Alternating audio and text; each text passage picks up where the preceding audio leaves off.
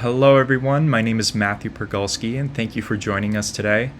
We are excited to share our work on audio classification using deep learning in Python. And I'm joined here today by Peter Henry and Brian Haney, and this presentation is part of the Deep Learning and Practice course within the Master of Science and Applied Data Science program at Syracuse University.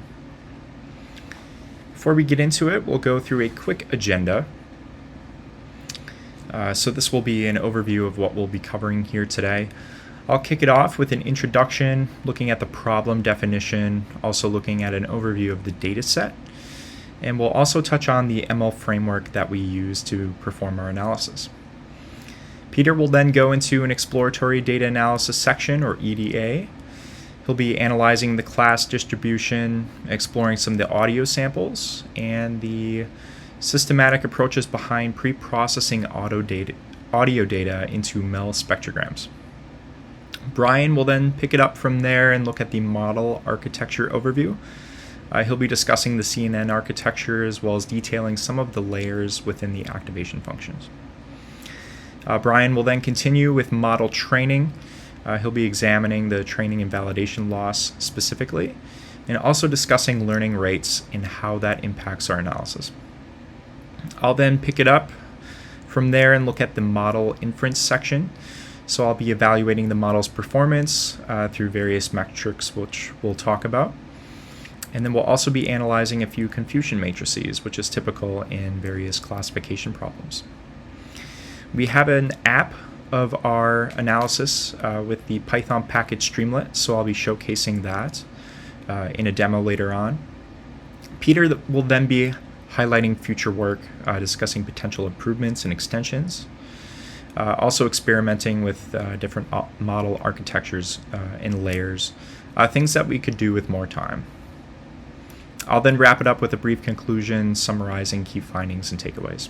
So we appreciate your attention and look forward to sharing our research with you today. We'll kick us off here with the introduction slide.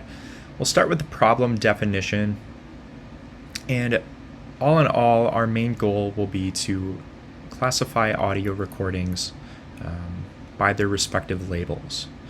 In terms of our dataset overview, the dataset consists of birdsong recordings from 5 different species. We have the Buick's wren coming in first. Second is the northern cardinal, followed by the American robin. We also have the song sparrow, as well as the northern mockingbird. And audio recordings were sourced from Kaggle, which is a community-driven platform for open source data science. And each audio file is specifically 3 seconds long and contains a portion of our target's birdsong, which we'll use to help classify. Recordings have been pre-processed, to ensure consistent sampling rates. And the data set itself on Kaggle includes metadata such as species, location, date, time, and distance information. Now we'll get into a little bit about the ML framework that we chose for our analysis. That's none other than PyTorch. Of course, it's an open source deep learning library developed by Meta's AI Research Lab. It focuses on flexible and intuitive an API there for building and training neural networks. It also allows for dynamic computation graphs, which allows for easier debugging and experimentation. The framework has strong support for audio processing, which we were particularly interested in through libraries like Torch Audio. And last but not least, PyTorch is an ever-growing in popularity, and I believe it has already taken TensorFlow as the top ML framework. Hi everyone, my name is Peter Henry. I'm going to be going over the exploratory data analysis, EDA. First off, we have our class distribution bar chart. This data set consists of 5 different bird species. We have the song sparrow, the northern mockingbird, northern cardinal, American robin, and behind me is the Buick's wren.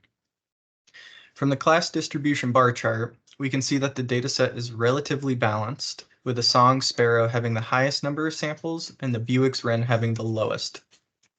A balanced data set is extremely crucial for training an unbiased model that can generalize well to all classes. Next up, we have audio samples. To get a better understanding of the data, we can listen to sample audio recordings from each species. The audio samples provide insight into unique characteristics of each bird's song, such as frequency, duration, and temporal patterns. By examining these samples, we can appreciate the complexity and diversity of bird songs, which highlight the challenge of accurate classifications. We can look at the MEL spectrograms. To prepare the audio for training the CNN, we convert the raw audio files into MEL spectrograms. MEL spectrograms are visual representations of the audio signal that capture the frequency content over time. The conversion process involves 4 steps. First step, we have sampling the audio at a consistent rate. For example, it could be 22,000 samples a second. Second step is applying a short-term Fourier transform. This is also abbreviated to STFT to obtain a spectrogram. Mapping the frequency axis to the real MEL scale, which mimics the human perception of sound. And finally, our fourth step, we convert the amplitude to a logarithmic scale, such as decibel level, for better visualization. The resulting MEL spectrogram provide a compact and informative representation of the bird song that can be used as an input to the CNN. By visually comparing the MEL spectrograms of different bird species, we can identify distinct patterns and features that the CNN can learn and discriminate between classes.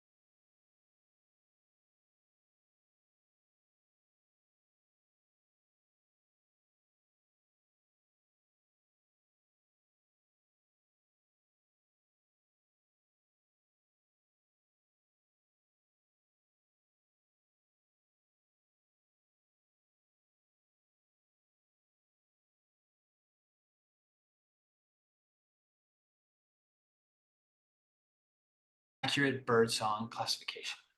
Now we are going to talk about our model training. So for our model training, we wanted to show the training loss and how it represents how well the model fits the training data, and show off the validation loss, which indicates the model's performance on unseen data. We plotted the training and validation loss curves to visualize the model's learning progress over epochs. And what ultimately we were trying to do is show that if the training loss continues to decrease while the validation loss starts to increase, it may suggest overfitting where the model is memorizing the training data instead of generalizing. Ideally, we wanted both the training and validation losses to decrease over time, indicating that the model is learning meaningful patterns of the data. So what you see here first is our training loss visualization. So the training loss curves for all three training strategies show a steady decrease over epochs. This indicates that the model is learning and improving its fit to the training data. The model trained with fixed learning rate, the orange curve, shows a rapid initial decrease in training loss, but the improvement slows down in later epochs. The model trained with a learning rate scheduler and early stopping, which is the blue curve, demonstrates a more gradual decrease in training loss, allowing the model to fine-tune its weights and achieve better performance. The model trained with the learning rate scheduler, early stopping, and stratified data splitting, the green curve, exhibits a similar trend to the previous model, but a slightly lower training loss value, suggesting that the stratified splitting helps the model learn more effectively. For our validation loss, the validation loss curves provide insights into the model's ability to generalize to unseen data. The model with a fixed learning rate, the orange curve, shows the initial decrease in validation loss, but starts to plateau and increase towards the end, which shows that the model is likely overfitting. The model trained with a learning rate scheduler and early stopping, which is the blue and green curve, demonstrate a more stable decrease in validation loss, suggesting better generalization performance. The model with stratified data splitting, the green curve, achieves the similar validation loss values, highlighting the importance of having a balanced distribution of classes to the validation set, as well as a scheduled learning rate. Next, we're going to talk about our learning rate model. The learning rate curves illustrate how the model's step size is adapted during training. The model with a fixed learning rate, the orange curve, maintains a consistent learning rate of 0.001 throughout training. The model with a learning rate scheduler, blue and green curves, start with a learning rate of 0.001 and decrease by a factor of 0.01 every 3 epochs. You can see this drastically decreased. The learning rate scheduler allows the model to take larger steps initially and make finer adjustments as it approaches with an optimal solution. The stepwise decrease in learning rate helps with model coverage more effectively to avoid overshooting the optimal weights. By examining the training loss, validation loss, and learning rate curves, we can show a valuable insight into the model's learning progress, generalization ability, and the impact of different training strategies. These insights guide us on which is showing the best model configuration for accurate bird song classification. Thank you. I'll now be taking you through the model inference section, looking at evaluating the model's performance across various measures. And after training the model, we evaluate their performance on the test set to assess how well they generalize to unseen data. And we use various metrics that you can see here on the screen to quantify the model's performance, including the following. So we use test loss and accuracy. And by comparing these metrics across different model configurations, we can select the best performing model for potential deployment. Before we get into the explicit test loss and accuracies across our different configurations, let's talk a little bit about confusion matrices in general and how we analyze class-wise performance. So confusion matrices provide a detailed breakdown of the model's performance for each of the bird species that we have. The confusion matrix plots the true labels against the predicted labels. This allows us to identify which classes the model performs well on and where it struggles. The color diagonal that you see is on the confusion matrix diagram here represents the number of correctly classified instances for each class. And by examining these different confusion matrices, we can gain insights into the model strengths and weaknesses across the different species, like I said before. So to get into our specific results, the model trained with a fixed learning rate performs the worst here. It has a test loss of about 0.5 and an accuracy of about 81%. So this suggests potential overfitting and in limited generalization ability, although it is not the worst performing model out there. 81 isn't terrible. The next one we'll get into is the model trained with a learning rate scheduler as well as early stopping. And this one does not have stratified splitting, and it achieves a slightly higher, or I'll say more optimal test loss of about 0.3 and an accuracy rate of 89.97%, so just under 90% here, which is greatly improved from the 81 we saw before. So we can see that early stopping and learning rate scheduler was pretty influential in terms of increasing our overall accuracy. The model trained with a learning rate scheduler early stopping, similar to the last one, but this time with stratified data splitting, achieves the overall lowest or most optimal test loss in our case of about 0.25. So that's indicating, generally a good fit to the test data. And the same model also attains the highest accuracy of about 91.5%, or just over that. So this is demonstrating, its ability to correctly classify a significant portion of our respective bird songs and their species, which is great.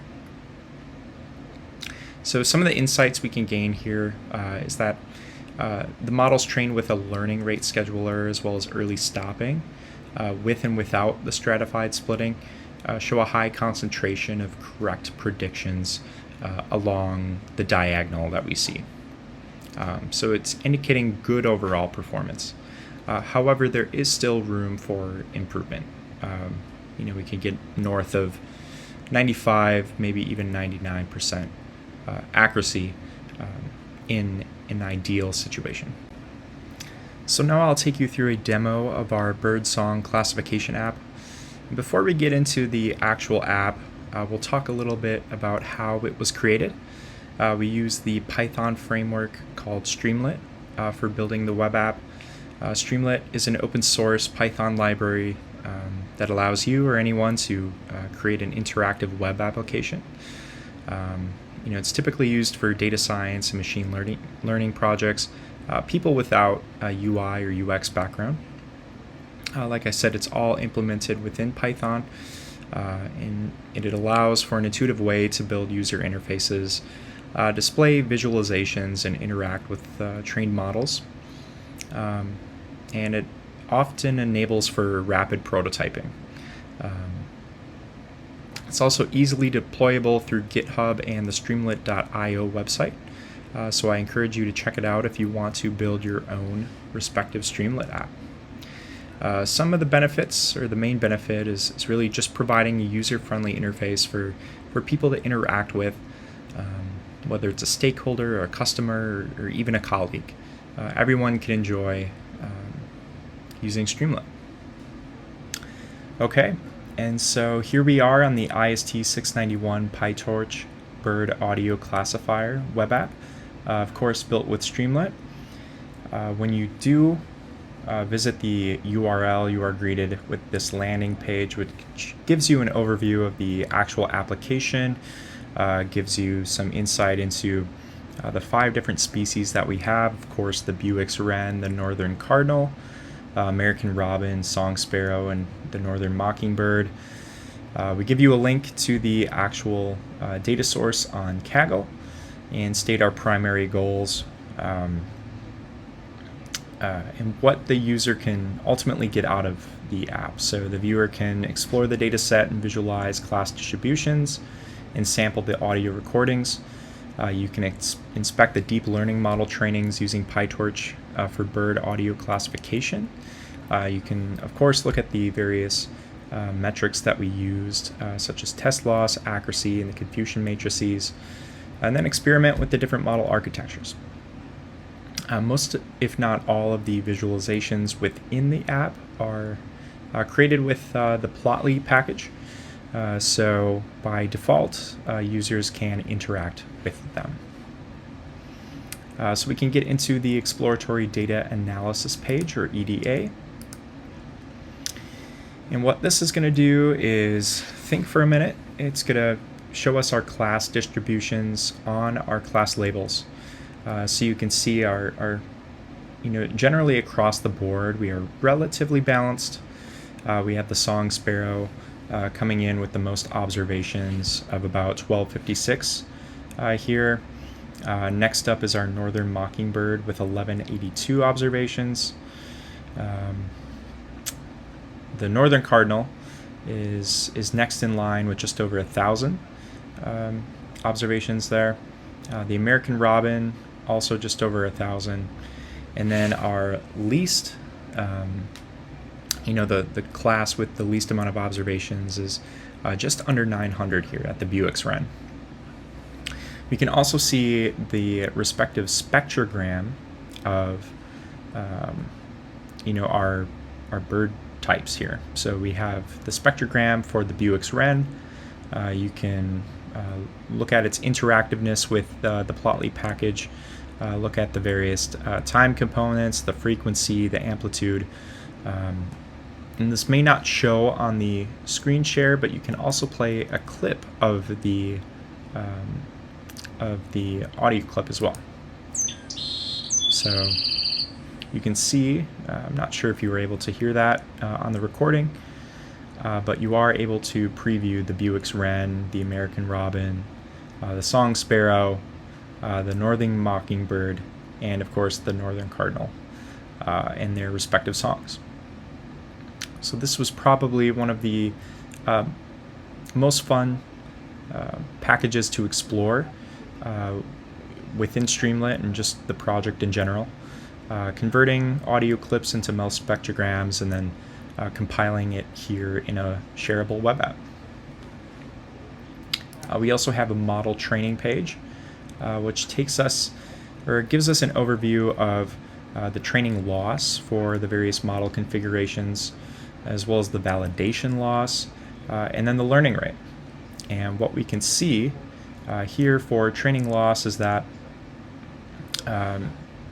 we all get to, or all of the configurations essentially get near zero for the training loss.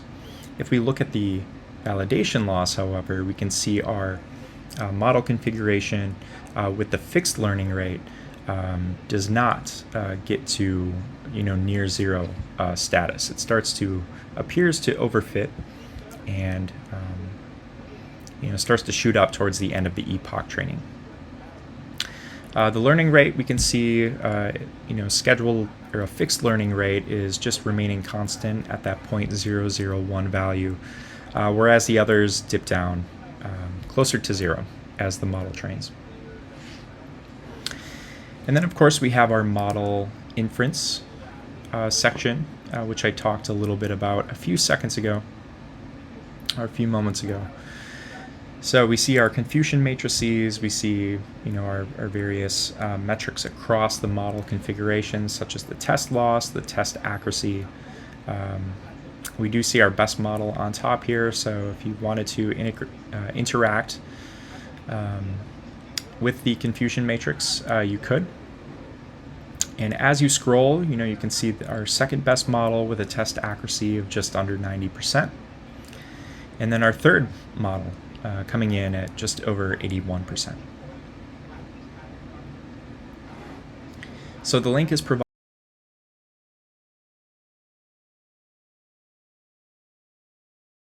For future work, we have two areas that we can look at. We have experimenting with different model architectures.